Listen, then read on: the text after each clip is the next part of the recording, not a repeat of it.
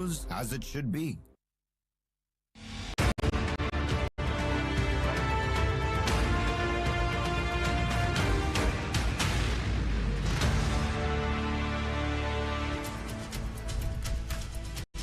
Very good evening, ladies and gentlemen.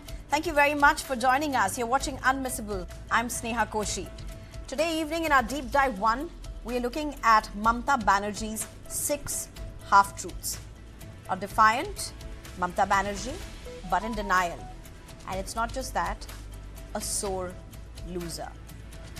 Our Deep Dive 2 is going to be, will Rahul pick K.C. Venugopal as Kerala's Chief Minister, as the Chief Minister of Kerala?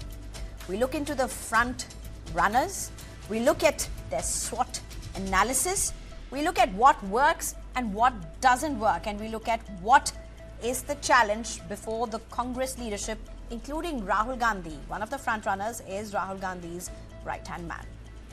But first, let's take you through the headlines. West Bengal Chief Electoral Officer Manoj Kumar Agarwal rejects Mamata Banerjee's assault and EVM case, says calling EC a villain is baseless.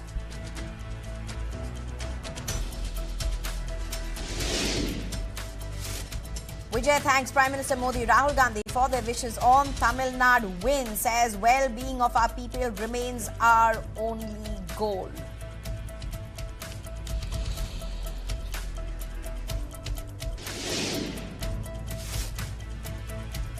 Home Minister Amit Shah appointed Central Observer for Bengal, JP Nadda for Assam after Assembly elections victory.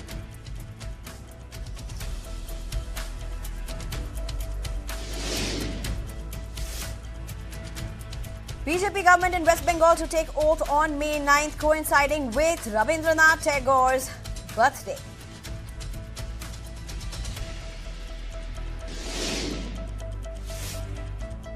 Centre moves to strengthen Supreme Court. Cabinet approves proposal to increase number of judges from 34 to 38, including Chief Justice of India.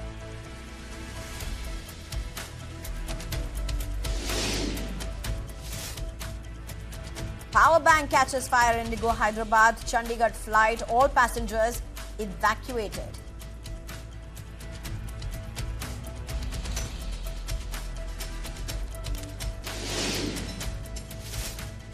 Pete Hegseth warns of overwhelming firepower as US launches Project Freedom in Strait of Hormuz, calls Iran clear aggressor.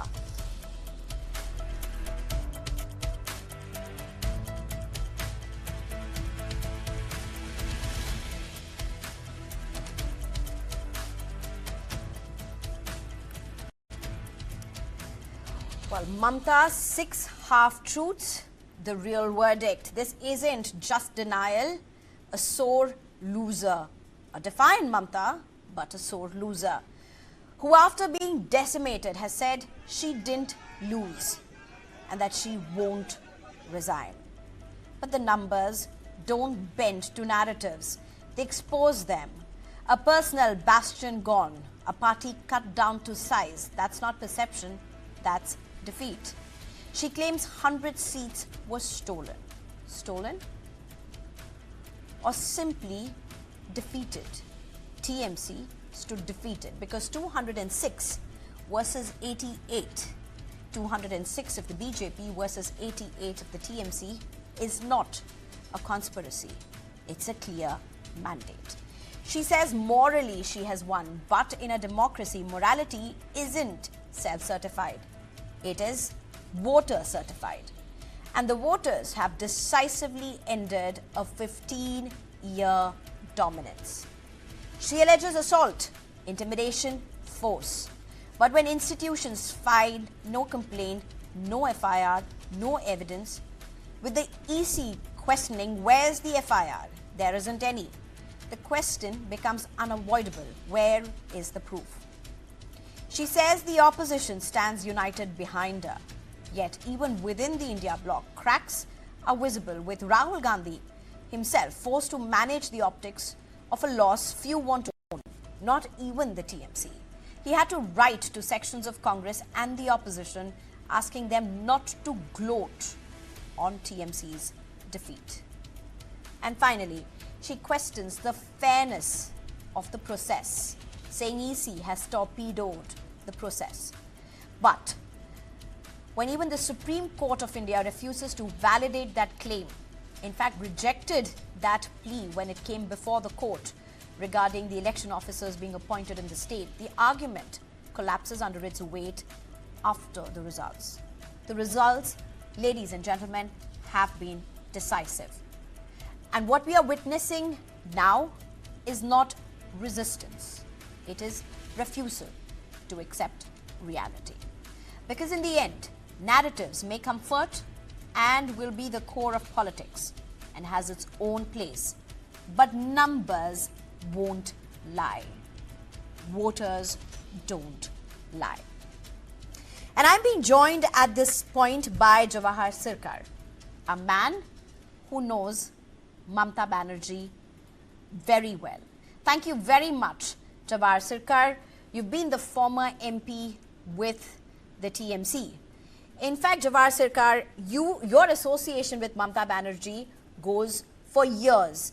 Let me just straight start by asking you a simple question. What do you make out of Mamata Banerjee saying, I will not resign, I have not lost? Yes, I heard about it, but it has its own anger built into it, own politics built into it, but own legal complications. The politics part of it is that he makes a signal that this government is not legitimate.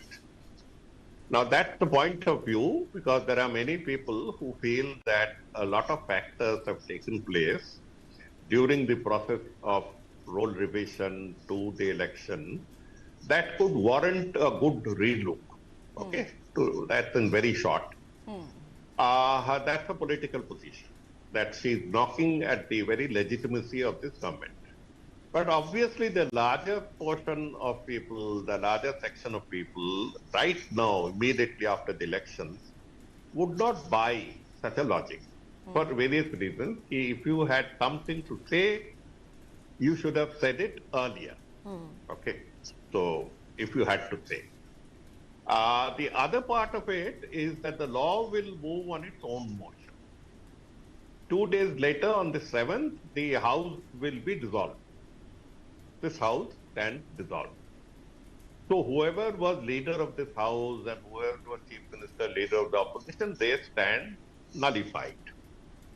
So by then, the certificates of election would have been given to the MLAs, either 7th or 8th. And once that is known, a person who is the leader of the new House would approach the governor saying that so many members with certificate of election are with me and I want to form a government. Now, knowing the realities of Bengal and the governor and the party that has won, it is only natural to expect that whoever goes to the governor from the BJP with papers would be made chief minister. So the moment somebody is made chief minister, the previous chief minister, even if you, let us say, occupies the chair, has to vacate. So it doesn't pull in there. She has made a very powerful statement of her own, but then should have been done, many things should have been done long ago. And that is where a string of errors has taken place. String of errors, you say, Mr. Sircar. What do you see catapulted her fall? Her fall has been, very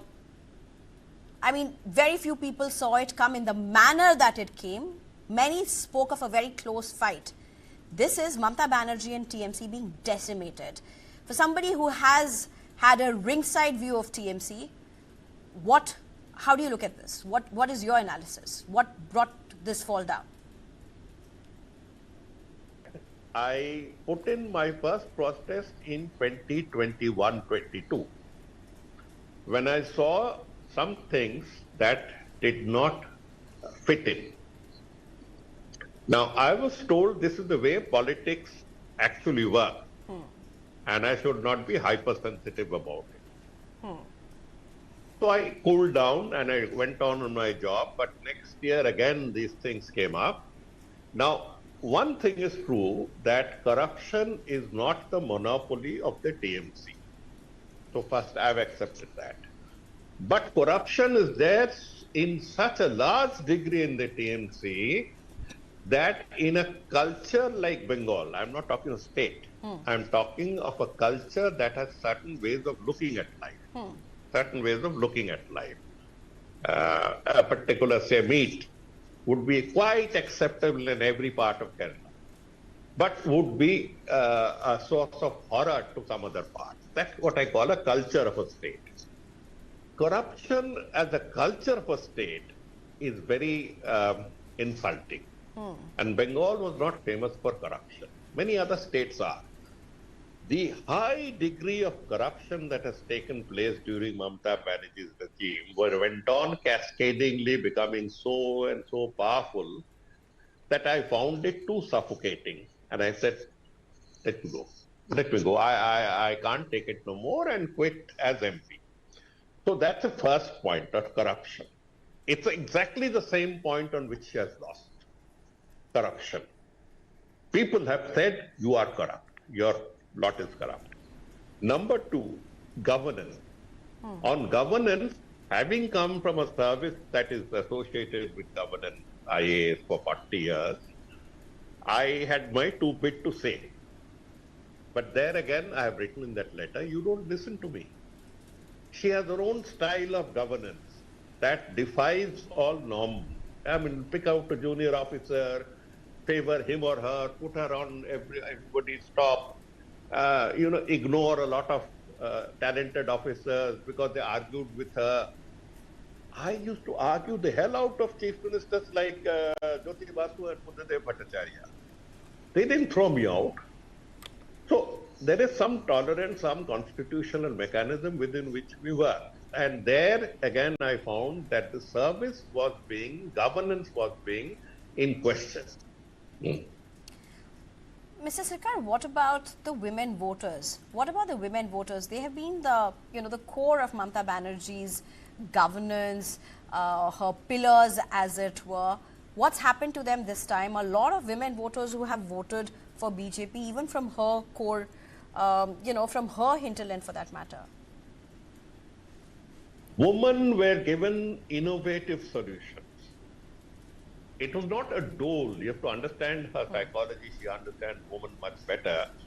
When Mamata Banerjee introduced that little dole in the family called Lakshmi Bhandar, that means the corpus from goddess Lakshmi, she was actually changing the relationship within the family. Till then, the mother would be begging her three sons for a few hundred rupees. 300 rupees, and each son would be saying, we'll consider next month, when I get the money. So she would be on what they say, the receiving end of the patrimonial relationship within the house. Now, the moment the mother started getting independently 1,000 or 1,500 rupees, it is the sons who would come up and say, Mama, I need some money. Can I get from you? Relations get inverted. So she did that in a way through a dole. A dole is not a good thing, but she did it to empower them. And that scheme has been copied in all states, many states of India, and the BJP has obviously given chocolate pudding on top of it, etc. So she has her own way of understanding women and their problems, and she is pro-woman more than any other leader I've seen. But the point is, when you don't encourage progress in the state, when you don't ensure economic activities in the state, when the lowest class of Bengali women have to leave their homes and families and work in Gurgaon and Delhi and all that very humiliating process, because Calcutta is itself being served by people from adjoining states. Now, serving as servants and maids and all that in Delhi region, in Mumbai, in Pune and other places is where there were job opportunities. So obviously, they're not going to like it. That you didn't make job opportunities for us here. For the sons here, the sons would have to also work here and there to make out as loader in a Bombay airport. So the economic collapse of Bengal was not liked by anyone. And the ladies were not sworn to perpetual allegiance because of the economic decline. So many obviously voted for the BJP because from the crowds of people that we saw on TV, so many women. And you could look at them and take a guess that all of them are beneficiaries of Mamata's women schemes. It didn't work.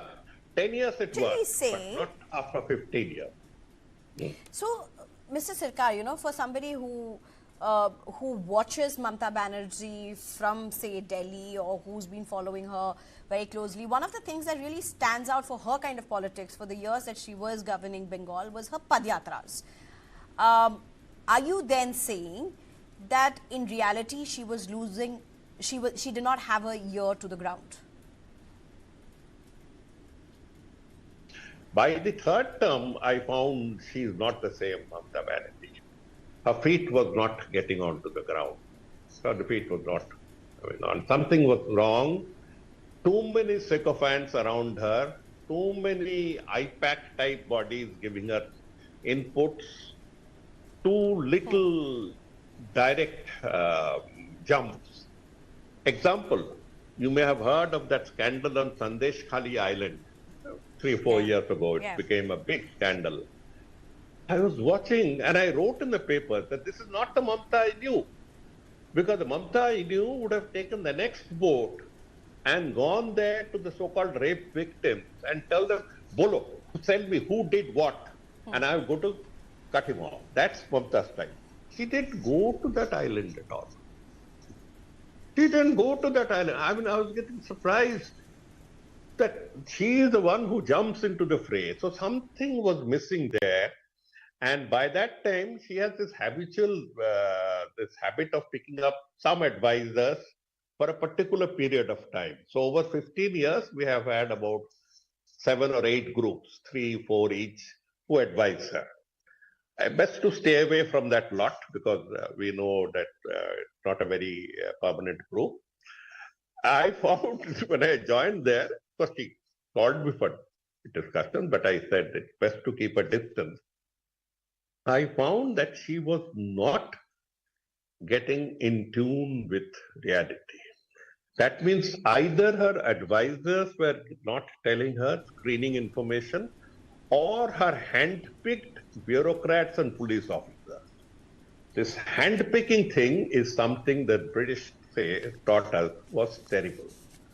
You take what you get and make the best out of it. That's the way to run administration. You can't get the best Bharatanatyam dancers for everything. No, you can't. Every person brings with him or her different virtues, different faults. But she went on handpicking a junior officer from the middle of the rank and placing him or her on top of others. She didn't respect all these things. So people stopped telling her the truth. People stopped telling her the truth. So I had to put on a very bitter letter of September in September 2022, 24, and resigned. In that letter, I have outlined everything, and it went viral.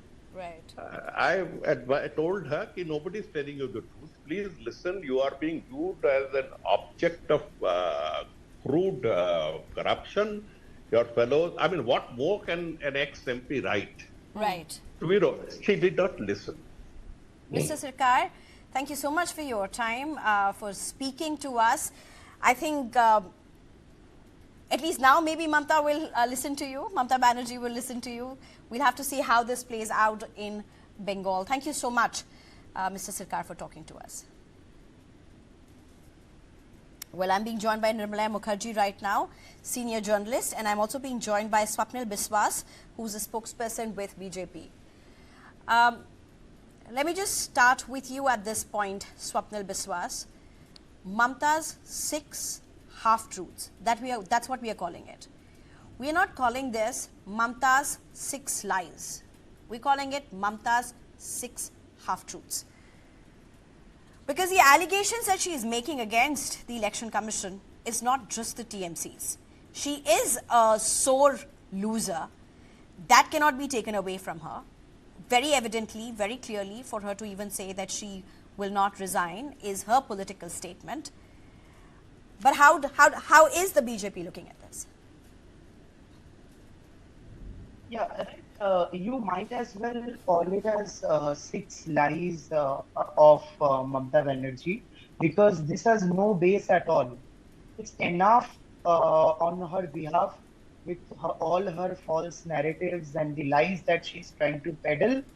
The people of Bengal have given a clear mandate that they want the TMC government out of power. And it is as clear as that. Mamata Banerjee should respectfully accept the defeat. She should accept the mandate of the people. She should respect the There's no mandate doubt of the about people, and and she should get out.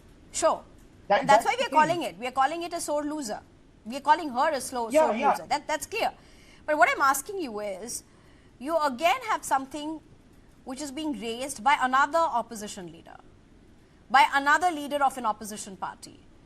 And you have Rahul Gandhi who is standing leader. by her. You are having other leaders like Arvind Kejriwal who is standing by her. This chorus of the process behind elections being torpedoed is something that parties after parties are raising. Yeah, you can also group the other leaders that you are mentioning from the opposition under the tag of sore loser as well. Because Mr. Arvind Kejriwal is also a sore loser from Delhi. And Mr. Rahul Gandhi, let's not go into his record of losing elections. So it is a common narrative that they want to spread. And that is why they are singing in the same tune right now. It's Rahul Gandhi who came to Kolkata, who came to Murshidabad and did rallies against the TMC and said that TMC's rigging and their booth jamming is a very big problem. Their goons are a problem. It was he who said that TMC wins election by force. And he is now changing his tunes because they want to maintain the national so-called alliance that they have at the national level. So the people of Bengal are fed up with this kind of alliance politics that they are trying to play, with the friendship that they have in Delhi and the kind of enmity that they kind of show in Bengal. So people have rejected it as fair and square. Also, if Rahul Gandhi was so much concerned about the vote chori allegations, why didn't he sign the affidavit which was asked by the election commissioner, which was asked by the chief election commissioner earlier? Because he knows that he has no base. After the Bihar election as well, there were many allegations which came up with regards to vote chori or the Okay, I mean, to be fair to it, at the end of the day, vote. even Congress has not cried foul over Kerala's victory. You know, Nirmala Mukherjee, we've been speaking over the last few days, and Congress has not cried foul over the Kerala victory, as it were. But my question to you, Nirmala Mukherjee, how do you really look at this? Is this 6 half-truths? Is this 6 lies? You see, Mamata Banerjee, as I have seen her for the past 3.5 decades, I have rather lived with her as a journalist. She's a very complex character. Complex character in what way is that? Complex and fierce. She is not a simple character. Her ways of actions and ways of thinking, her pattern is absolutely different from the normal ways of looking at things. She's very erratic. She feels what she is doing is always right. This is the first time she is not willing to believe that what all she said to the people of Bengal, they did not believe her. You know, when the left lost power in 2011, they had a industry minister called Nirupam Sen. So Nirupam Sen, during the press conference, the first thing he said is that nobody believed us. Here, Mamata will never say that nobody believed me. The only problem is that she will go on harping on the same thing again and again, that she is the most trusted face of Bengal. That is because she has really not been tested on the ground. If you go into her political background, What do you mean by she's rose not? in What do you 2011. mean? What do you mean by she's not being tested on the ground? Yes, I'll tell you. It's very simple. In 2011, when she came to power, I always stood by this argument. She was not alone. There were 4 other Mamatas working side by side with her. The election commission worked with her. You go through the pages of 2011, the CPIM pages, the pages of other papers. I have all those cuttings because I was a foot reporter at that point of time. So I know what happened is that the 4 other Mamatas, one is now in BJP, to whom she lost twice. That is Shubhendu Adhikari. The second was Pankaj Banerjee, who drafted the constitution in 1990. Then there was Mukul Roy. Then there was Ajit Panchal. These people were there. They are no more. So Mamata was being cared and nurtured and nourished from the sides, and she was the face. And Bengal, you remember, did not have a female face until then. So Bengal was completely swayed and carried away by this move. There were many factors. There's a myth that has been created around Mamata that she is a great fighter. She is definitely a fighter. I don't deny about it. But she was backed up in every state. So I always called her a default leader, an apologetic leader, a leader by fluke. Shubhendu also knew. Nirmalaya, but for that argument, I mean, all right, well taken in that sense. But every leader to get that victory, to get that for any leader to get that magnitude of victory in any party will have to have a system and a party and a machinery that backs it up. It's never about the leader only. The leader may be the face, but there is a machinery that's working behind the leader. The gender politics came into Bengal in 2000. Mamata emerged as the face. In 2016, both Congress and CPM, the 2 parties, were completely demoralized. And in 2021, they completely vanished. All the votes, Mamata actually got 160 seats. And 29 and 25 seats were added to it to make it 250. So in 2021, BJP emerged as a political opposition party. BJP, on the first strike in 2026, dislodged Mamata as an opposition party. BJP was not an opposition party in 2021. And mind you, one thing, after 2021, there were 2 elections. One was the Panchayat elections, and second was the Lok Sabha election. Both the elections were a no-changing election of the government. So Mamata got the advantage of Lokhir Bhandar and Konyasri and all these schemes. People remained with her because the government was not changing. But people were frustrated with all these schemes. Side by side, her corruption was also coming up. I wouldn't go into those details, how she monitored things, how she managed things. It's meaningless talking now. But one thing is sure, her schemes did not work. And that was proved this time when Mamata was really tested on the ground by a structured party called the Bharatiya Janata Party, who worked in a very granular way, working its way through every organization, every booth, which Mamata could not manage. BJP is virtually a Brazilian team compared to a local team of Mamata. So they just decimated her. You talk about half-truths. What she is doing now, actually the plan, what I feel is that they are going to boycott the assembly.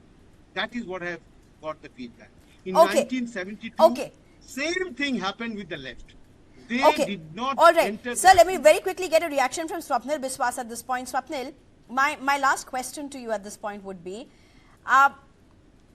for those who know Mamata, whether they agree with her, disagree with her, whether they oppose her or stand by her, and even Nirmalaya alluded to this in a bit. The fact is that she defined gender politics in West Bengal. She rewrote gender politics in West Bengal. She reached out to women voters like no one had in the past. Will BJP be able to keep at pace with it, even though numbers clearly suggest at least the start has begun? See, Mamata Banerjee, surely due to her presence and her rise to power in 2011, she appealed to certain women voters. And after that, the dole-out scheme which their government had, the Lokir Bhandar and the Konyashri Prokolpa as well, that certainly made a dent into the women vote bank. But then the women of West Bengal saw the case of Arjikar. They saw the case of Kosba South Calcutta Law College. They saw the case of Durgapur rape case. And then they heard their women chief minister saying that women shouldn't go out of their house after 8 p.m. They saw how she started smear campaigns against the victims of different rape cases. She said that the person could have been pregnant, it's a love affair, and certain other very demeaning, indecent statements that came out of her. So the women also saw these things, how her cadre treated women. So these things percolated towards the ground, and that's how the women vote have shifted from the TMC. And they know that they don't have any respect. They don't hold any respect to Mamata Banerjee. They don't hold any respect for her party as well. They are only a vote bank which Mamata Banerjee thinks that she can buy with 1,500. All right. All right. I think what today everybody saw was Mamata Banerjee defiant, in denial, and a sore loser. But what also everybody saw was politics at play. This is Mamata's politics, and it's not going to end here. Nirmala Mukherjee, Swapnil Biswas, thank you very much for joining us. It's time for a very short break. On the other side, we just look at who's going to be the next Kerala Chief Minister. Is Rahul Gandhi going to pick his right-hand man? Let's look at that.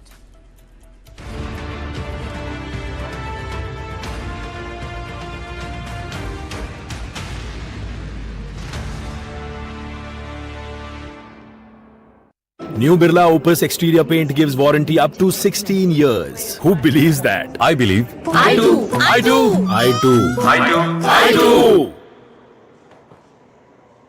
I believe it too. New Birla Opus paints gives up to 16 years warranty on walls. That's why it's the new paint for a new era.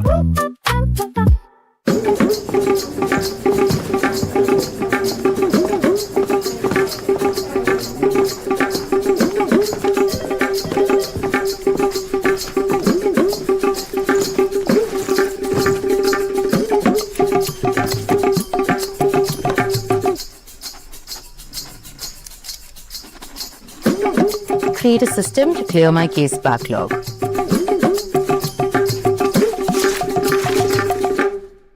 कुछ भी खा नहीं पा रहा हूँ, बहुत upset हूँ। Take a date, not bites. No added sugar, preservative के बिना। डेट्स, बादाम, पिस्ता, काजू और शहद से तैयार किया गया lion dates nut bytes. Lion Date Nut Bites. With AI-powered systems like the DSU AI Factory, threats can be detected and countered in real time, protecting lives. Artificial intelligence is transforming industry and shaping the future. Behind every breakthrough lies one essential force: compute power. Dayananda Sagar University, we are building a next-generation AI ecosystem where powerful infrastructure meets bold ideas, shaping tomorrow's intelligence.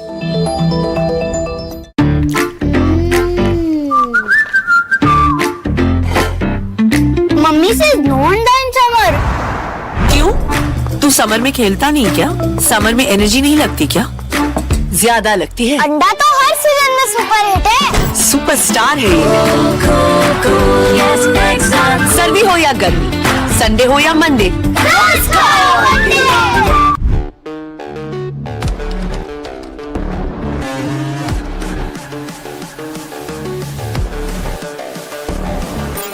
Welcome to this edition of the AI Report.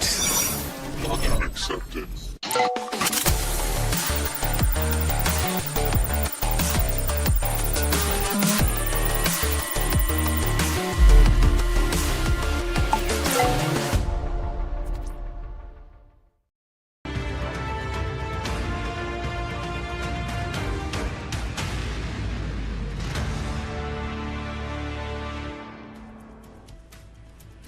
Welcome back, ladies and gentlemen. After spending 10 years on the opposition benches of the Kerala Assembly, the UDF has finally returned to power, offering much-needed relief to party leaders and workers. A sweep and a face saver. Securing 102 seats, the party's victory resonated with the people's statement against the left rule in the state. Now, the same people are waiting for another answer from the party. Their question, who will be the next chief minister? In Thiruvananthapuram, posters of Congress General Secretary K.C. Venugopal have already come up, along with key roads signalling the start of a parallel contest, one that is no longer electoral, but rather internal. Because now, the real battle has shifted within the Congress, and at the heart of it lies a crucial question.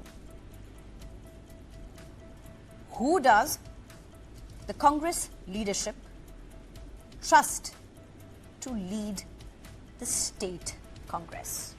Who will lead Kerala? Will Rahul Gandhi choose his right-hand man?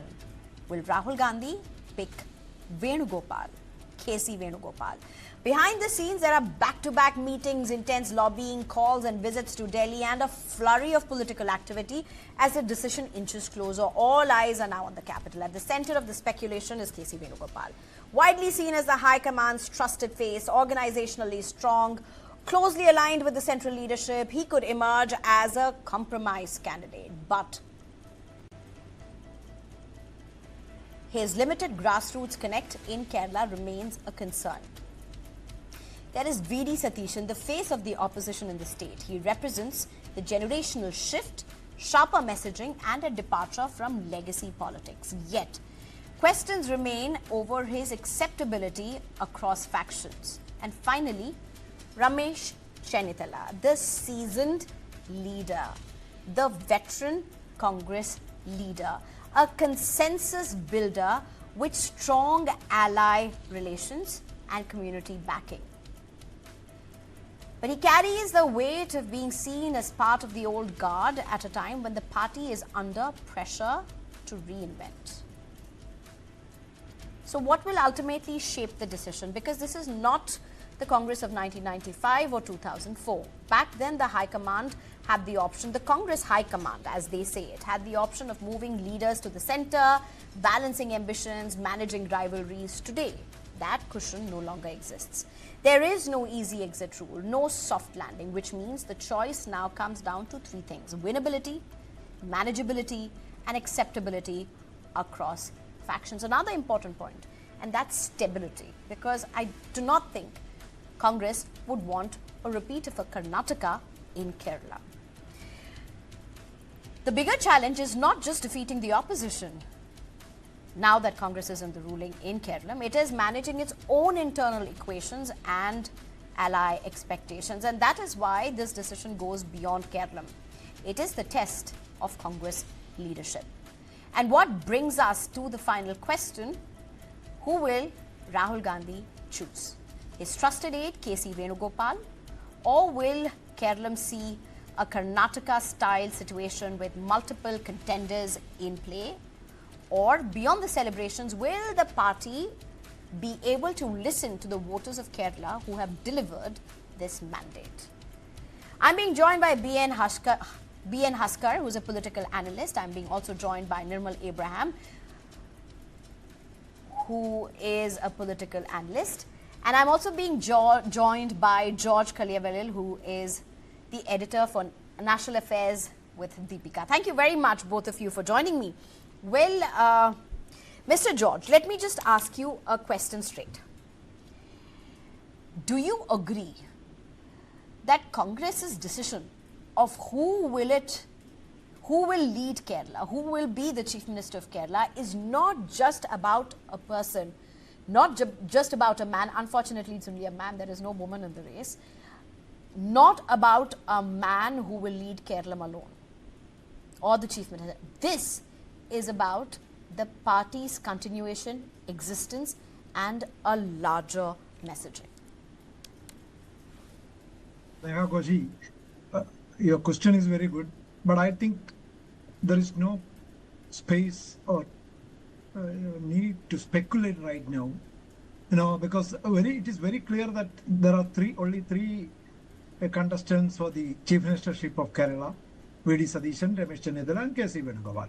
All three are senior leaders. All three have long-standing service and seniority in the party, in the legislature also. No, except V.D. Satheeshan, who led the current election for the UDF as UDF chairman and opposition leader. He never became a minister before. He is the only person who doesn't have that kind of administrative experience.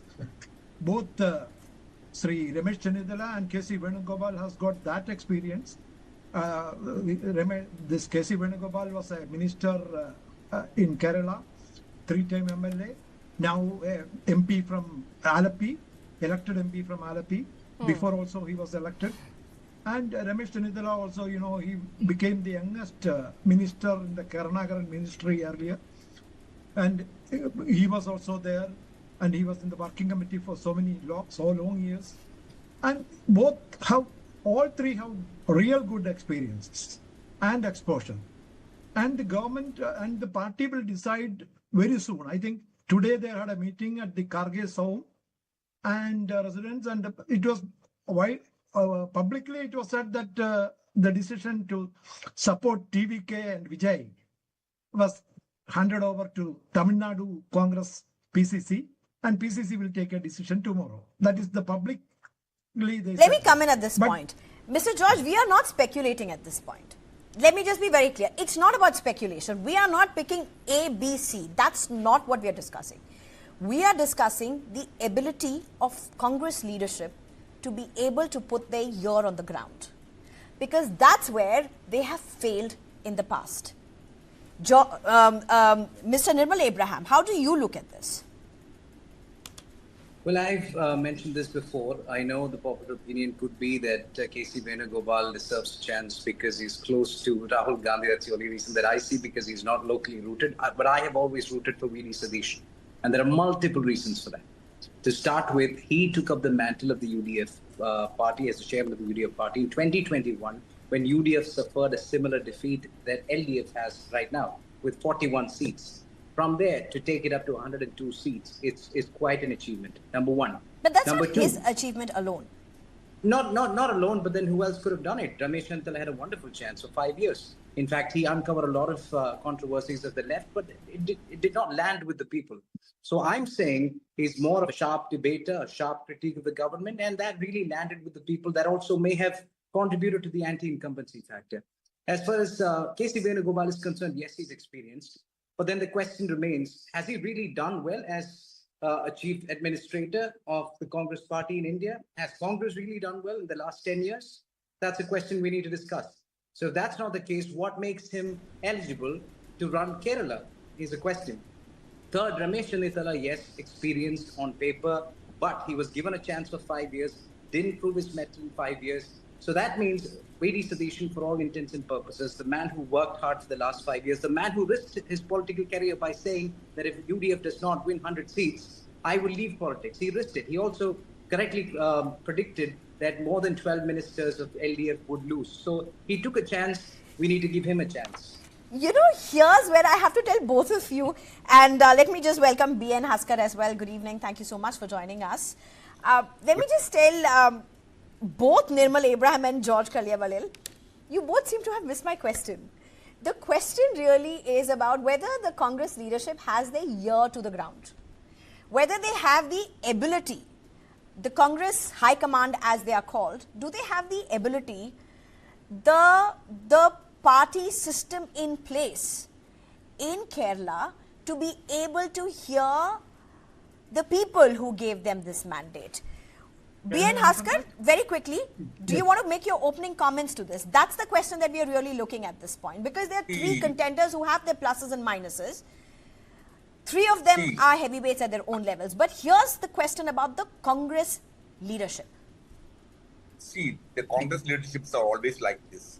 They don't have a consistent stand regarding the leadership of who is going to lead the party or something like that. Only after the election, they will come to a conclusion after getting the informations or opinion from the members of Legislative Assembly. They will come to a conclusion. That's the usual practice happened in the Congress. Here in Kerala, what is going to happen is there are three leaders.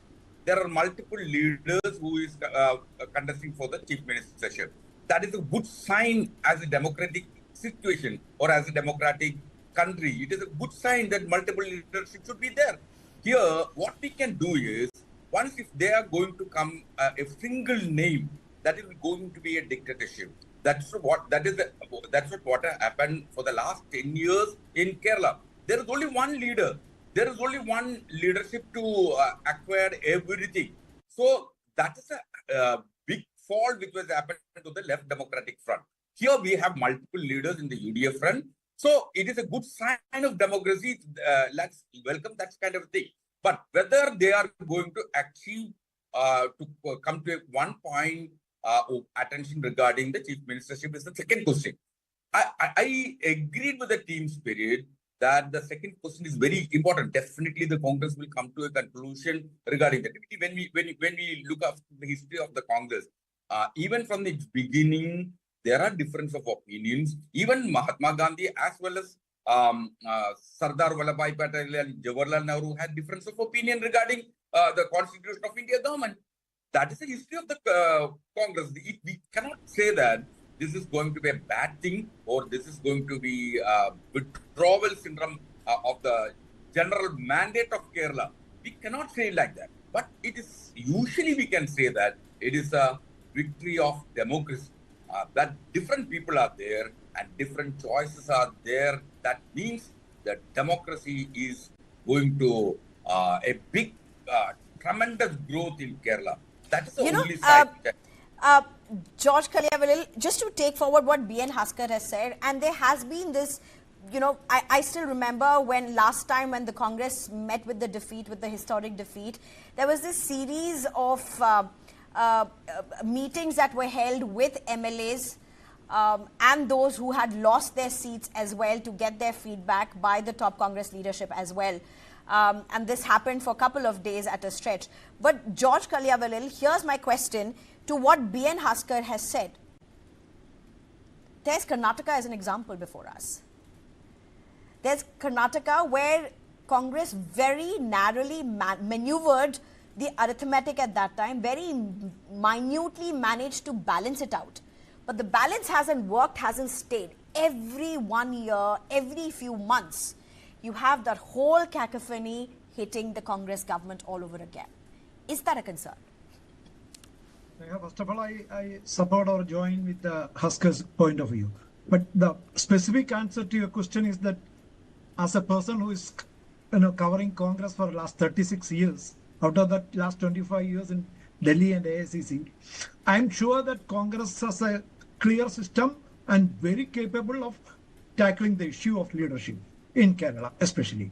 And each state has a different, but Congress has a clear way of doing it. There is a procedure for that.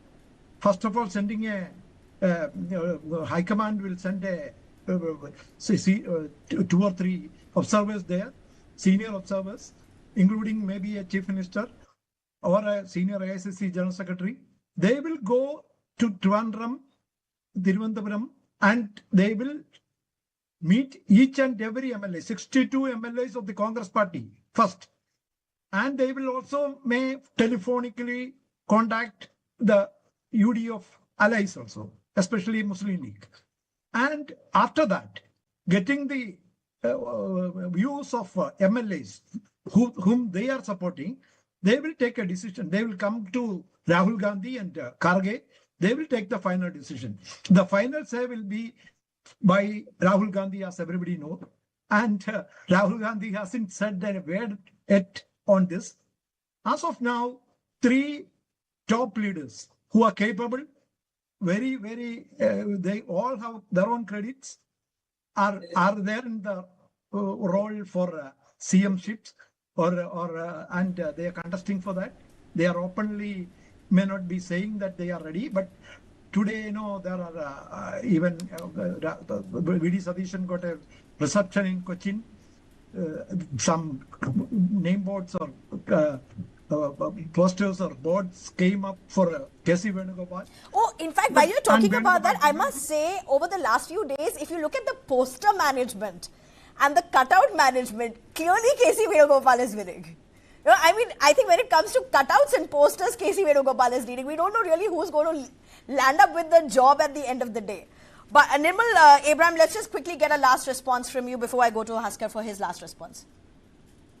Yeah, about your question, I think the reason Congress is being a bit reluctant and taking time is because, as you know, look at the history of India, our nation, Congress has been wiped out, unfortunately, in many of the states, including Tamil Nadu, where we're having an election where you're talking about the 5 important seats that Congress had. Remember that Tamil Nadu was a Congress stronghold in 1967. Now they're not. They've ended up with just 5 seats. So Kerala is the only place. And for years they've not had a minister there. Yes, so Kerala is ultimately the only place where UDF has the potential, Congress has the potential to consistently dominate. Okay, the central leadership does not want to mess that up. You know how much time it took to tame K. Sudhakaran, to tame Shashi Tharoor? Both of them wanted to be the chief minister as well. Now we've shortlisted that down to 3 people. So the problem is here that they have to, the last thing that the Congress leadership wants is another split like 2005, because after 2005, if you see the results, Congress really struggled to win in Kerala. Even the 2011 victory was marginal, 70-68. And it was after a very long time, 15 years it took for Congress, for the UDF to come back with a huge victory.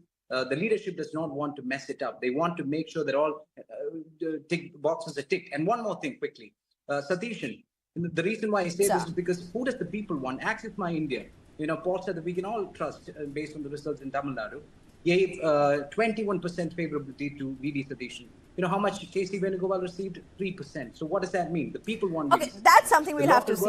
I mean, let that speak for the time when it comes. I think that's not what we're really discussing at this point. I have a minute left, Mr. Haskar. I'm just saying that it's a thin line. Yeah. All right, Mr. Haskar. What Congress does in Kerala is not just about Kerala. And while the victory has been sweeping, Congress needs to be very careful. Sure, you can rejoice, but in the larger landscape of the polity in India, Congress has to walk very cautiously in Kerala as well. Your closing remarks. Definitely, because it is a very crucial time that another 3 years is left for Indian Parliament election. So the Congress has to do their work very carefully. Especially in Kerala, as far as, but what is my opinion regarding the chief ministership? It is my personal opinion that, see, when we go through the last 5 years of Kerala politics, the Congress has lost everything. And after that, the by-elections has came. From the by-election itself, see, V.D. Satishan, who led the UDF alliance and got 2 by-elections according to his wish and will. And after that, the local self-government election has come. He has done a very good margin and he has done a very, especially explored his work. And now, as per his predictions, the assembly election also has come to an end. So he is the only person deserves that. And Mr. K.C. Venugopal, who is definitely he needs in the central level, because to coordinate the entire India bloc. If he left in that position, that will affect the India bloc also. Okay, sir. So his position at Delhi is highly required. So that is my personal opinion. Right. Thank you so much, gentlemen, for joining me. It's been a pleasure talking to all 3 of you. B.N. Haskar, Nirmal Abraham, George Kaliavaril. Thank you so much. Well, there's a breaking news that's coming in at this point, ladies and gentlemen. This is from Jalandhar. A suspicious explosion has been reported in a scooter near BSF Chowk, triggering panic in the area. That's the news that's coming in at this point. The visuals on your screen, the vehicle was in fact caught fire almost immediately after the blast. An explosion that was reported in a scooter near a BSF Chowk in Jalandhar. This is an explosion that ripped through a Honda Activa near the BSF Chowk in Jalandhar, causing the two-wheeler to catch fire and spread panic in the area. Eyewitnesses have said the scooter suddenly burst into flames after a loud explosion, with the sound reportedly heard nearly a kilometer away. Panic quickly spread as locals alerted the police and fire services. The visuals on your screen, these are the post-blast visuals, the post-explosion visuals. Fire brigade teams have been rushed to the spot and have managed to bring the blaze under control after initial efforts. The scooter is reportedly linked to a delivery executive working with Flipkart. That's the initial news that we are getting at this point, ladies and gentlemen.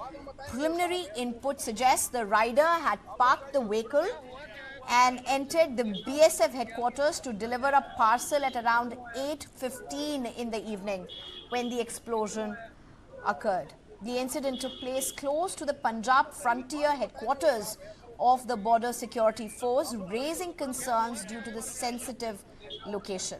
Police have not confirmed the cause of the blast, but say the nature of the explosion is suspicious. Officials are examining CCTV footage from the area and investigating all possible angles, including whether any explosive material was present inside the scooter. Fortunately, no casualties have been reported so far. That's the report that we are getting. That's the information that we are getting from Jalandhar.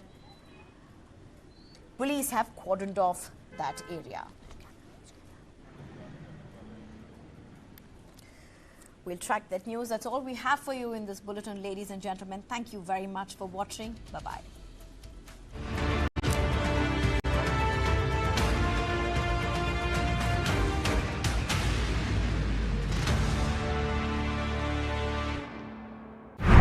बेबो का एक ही rule, रोज खाओ अंडे without भूल। Cause eggs are cool, cool, cool. Yes, eggs are cool, cool, cool. Summer में energy हो जाती है कम, खाओ अंडे एनर्जेटिक रहो हरदम। Strength और power मिले हर रोज with proteins and minerals का daily dose. Eggs are cool, cool, cool. Yes, eggs are cool, cool, cool. Yes, eggs are cool, cool, cool. Sunday हो या मंडे, रोज खाओ अंडे।